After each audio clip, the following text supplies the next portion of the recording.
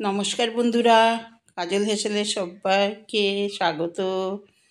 বন্ধুরা, তোমরা কেমন আছো? আশা করি সকলেই ভালো আছো, আর ভালো থেকো সকলে। তো দেখো, আজ আবার একটা খুব সুন্দর একটা রেসিপি নিয়ে হাজির হলাম। সেটা হচ্ছে একদম নিরামিষ, এই কাঁচা ছোলার।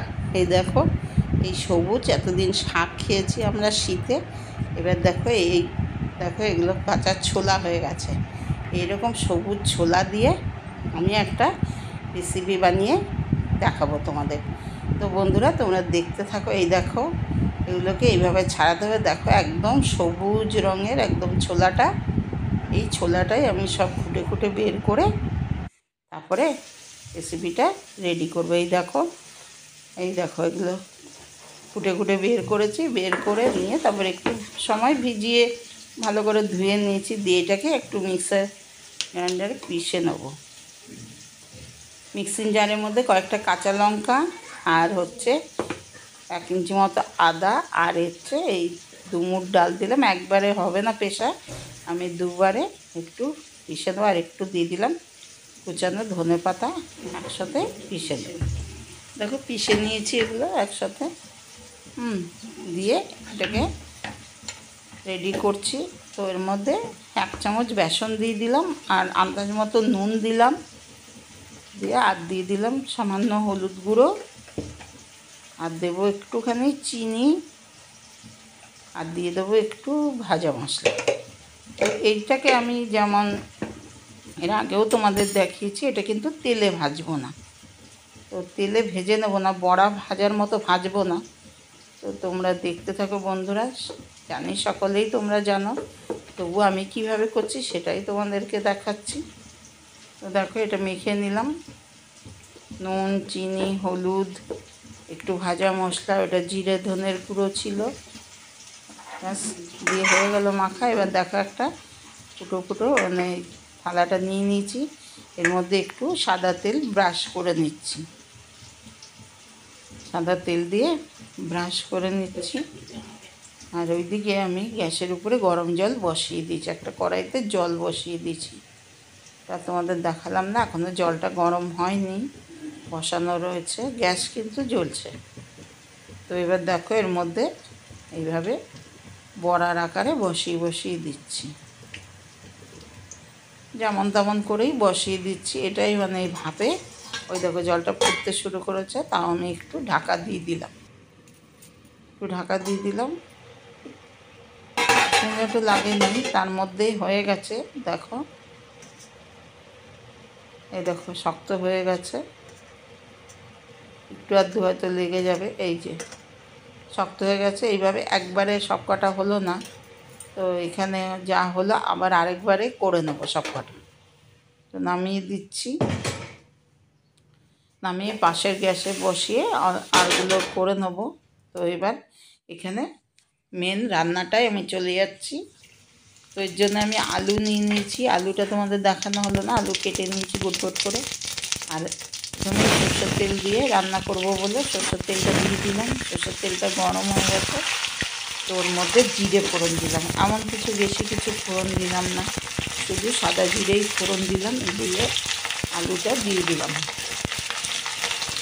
ইচ্ছে করলে তোমরা বন্ধুরা গোটা গরম মশলাও ফোড়ন দিতে পারো, কিন্তু আমি দিলাম না। কেন, শুধু সাদা জিরায় ফোড়ন দিলাম। দিয়ে আলুটা দিয়ে একটু হলুদ দিয়ে দিলাম, আর দিয়ে দেবো সামান্য নুন।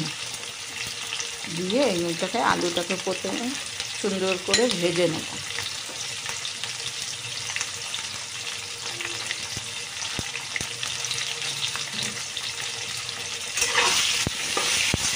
নুন হলুদ দিয়ে আলুটাকে সুন্দর করে আগে ভাজবো, তারপরে অন্য কাজ। ভাজলে কী হয়, কালারটাও বজায় থাকে, আলুটাও তাড়াতাড়ি সেদ্ধ হয়ে যায় নুন হলুদ দিয়ে ভাজলে, আর খেতেও ভালো লাগে আলুটা, ঝোলের আলুটা। তো এই দেখো, মোটামুটি আমার ভাজা হয়ে গেছে আলুটা। তো আমি একটু আদা বাটা দিয়ে দিলাম, এখানে একটু আদা বাটা দিলাম। আর আমি এবার একটু মশলাটা রেডি করে নেব, যে মশলাটা এর মধ্যে দেব সেটা রেডি করে নেব। তো দিয়ে দিলাম এখানে 1 টিস্পুন লঙ্কা গুঁড়ো, 1 টিস্পুন জিরে গুঁড়ো, 1 টিস্পুন ধনে গুঁড়ো, আর দিলাম হাফ চামচ হলুদ গুঁড়ো দিয়ে এবার একটু জল দিয়ে মশলাটা একটু গুলে রেখে দেবো না, একবারেই জল দিয়ে রেডি করে নিলাম। আর ওদিকে টমেটোটা পেস্ট করে নিচ্ছি। এবার দেখো, প্রথমে আদাটা দিয়ে রেখেছিলাম, ওই আদাটাই একটু ভেজে নিচ্ছি তেলের মধ্যে আলুর সাথে, যাতে কাঁচা গন্ধটা না থাকে। কাঁচা গন্ধ কিন্তু কোনো ঝোল তরকারিতে আদার গন্ধটা ভালো লাগে না, কাঁচা আদার জন্য একটু আদাটাকে ভাজা ভাজা করে নিলাম। নিয়ে এই যে মশলাটা রেডি করে রেখেছিলাম, এই মশলাটাকে এবার দিয়ে দিলাম। এবার মশলাটাকে এখানে আলুর সাথে তেল তো আছেই, বোঝা যাচ্ছে এখনও, এর সাথে ভালো করে আগে একটু ভাজা ভাজা করে নেবো মশলাটা। তাহলে কী হয়, মশলাটার একদম কাঁচা গন্ধটা তাড়াতাড়ি চলে যায়, আসল স্বাদটা আসে। যত কষানো হবে তত কিন্তু মশলা যত কষানো হবে তত কিন্তু ঝোলের স্বাদও বেড়ে যাবে। যে কোনো ঝোল তরকারি করলে এটা কিন্তু স্বাদটা লাগে। তো এবার একটা পাকা টমেটো বড় সাইজের পেস্ট করে নিলাম, নিয়ে সেটা দিয়ে দিলাম। পেস্ট করে রেখে দিয়েছিলাম, ওইটাও দিয়ে দিলাম। দিয়ে এবার এখনও জল দিইনি, মশলাটা প্রথমে ভাজা ভাজা করে নিলাম। দেওয়ার পর এবার একটুখানি টমেটোটা দেওয়াতে আর একটু জল হলো, ওই টমেটোরও কাঁচা গন্ধ চলে যাওয়া পর্যন্ত একটু আবার একটু ভাজা ভাজা করে নিলাম। নিয়ে একটু সামান্য মিক্সিং জারটা ধুয়ে একটু জল দিলাম, খুব বেশি এখনও জল দিইনি। এতেই কিন্তু আমার আলু কিন্তু একদম মোটামুটি সেদ্ধ হয়ে গেছে। তারপরে এবার এটুকু করে নিলাম। তো এবার দেখো, এর মধ্যে আন্দাজ মতো আমি নুন দিয়ে দিলাম। নুনটা কিন্তু তোমাদের যে যার আন্দাজ মতো দেবে। আমি একটু নুন দিয়ে দিলাম, নুনটা দিয়ে এবার একটু জল দিয়ে দেবো। ব্যাস, নুনটা দিয়েও ভালো করে কষিয়ে নিলাম।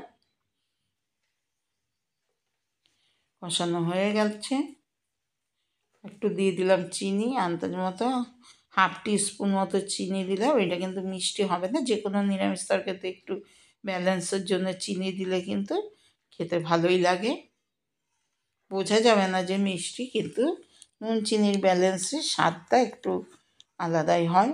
তো দেখো, এবার আমি আন্দাজ মতো এর মধ্যে দিয়ে দেবো জল, দিয়ে 4 মিনিট ফুটিয়ে নেবো ভালো করে। দেখো, আর একটু ঝোল দিয়ে দিয়েছি, দিয়ে 3-4 মিনিট ভালো করে একদম টকবক করে ফুটতে দিলাম।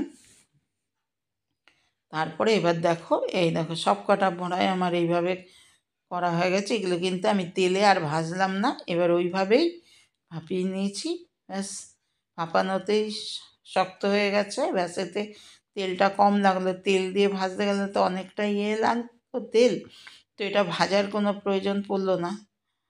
তো এইভাবে ফুটো থালাতে গরম জল দিয়ে ভাপিয়ে তুলে রেখে দিয়েছিলাম। দিয়ে এবার ওটাকে দিয়ে দিলাম, দিয়ে এবার ঘি, গরম মশলা আর 2টো চেরা কাঁচা লঙ্কা দিয়ে নামিয়ে দেবো। আর একটু সময় ফুটতে দেবো, আরও 2-3 মিনিট ফোটাবো এটাকে, কিচ্ছু হবে না, এটা ভাঙবেও না, কিছুও না। তারপরেই নামিয়ে নেবো ঘি গরম মশলা দিয়ে। তো বন্ধুরা, আমার আজকের রেসিপিটা তোমাদের কাছে কেমন লাগলো? আশা করি সকলের কাছে ভালোই লাগবে। তো যদি ভালো লাগে অবশ্যই একটা লাইক দিতে ভুলে গেলে একটা লাইক দিয়ে দিও। আর আমার চ্যানেলে কেউ নতুন বন্ধু এলে চ্যানেলটিকে সাবস্ক্রাইব করে নিও। আর পাশে থাকা বেলটি অবশ্যই প্রেস করবে, তাহলে আগামী দিনে যত নিত্য নতুন রেসিপি আমি দেবো তার আপডেট সবার আগে পৌঁছে যাবে তোমাদের কাছে, সবার আগে তোমরা দেখতে পাবে। তো একদম দেখো রেডি, গ্যাস বন্ধ করে দিয়েছি, দিয়ে নামিয়ে একটা সার্ভিং বলে তুলে নিচ্ছি, এখান থেকে সার্ভ করতে সুবিধা হবে। তো বন্ধুরা, তোমরা এতক্ষণ এই রেসিপিটা দেখার জন্য তোমাদের অনেক অনেক ধন্যবাদ। সকলে ভালো থাকবে, সুস্থ থাকবে, আবার আসবো অন্য কোনো রেসিপি নিয়ে। ততক্ষণের জন্য সকলে ভালো থেকো, সকলকে টাটা, বাই।